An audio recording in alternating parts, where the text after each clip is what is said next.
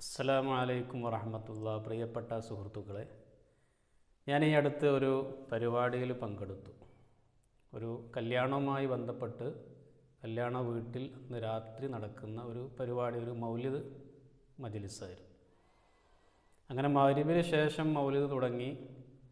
ഇശാ bank കൊടുക്കുന്നതിൻ്റെ 5 minute മുമ്പ് തന്നെ അവിടെ ഉണ്ടായിരുന്ന ആളുകൾ വാച്ചിലേക്ക് നോക്കലും മൊബൈൽ നോക്കലും സമയം നോക്കലും അങ്ങനെ ഏതായാലും മൗലിദ് നിർത്തിപ്പിച്ചു.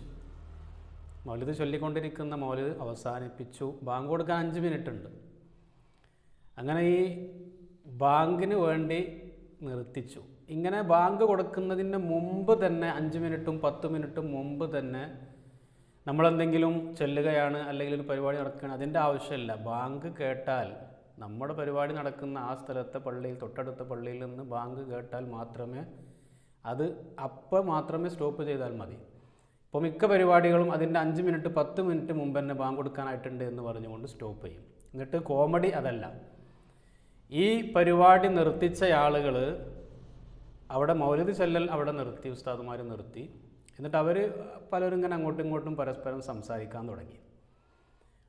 5 മിനിറ്റ് കഴിഞ്ഞ് ബാങ്ക് കൊടുത്തു. ബാങ്ക് കൊടുത്തപ്പോഴും ഈ സംസാരം നിർത്തിയിട്ടില്ല. സ്റ്റേജിലിരിക്കുന്ന വലിയ ഉസ്താദുമാർ വരെ ഇരുന്ന് സംസാരിക്കുകയാണ് പരസ്പരം അങ്ങോട്ടും ഇങ്ങോട്ടും. പിന്നെന്തിനാണ് ഈ പരിപാടി നിർത്തുന്നത്?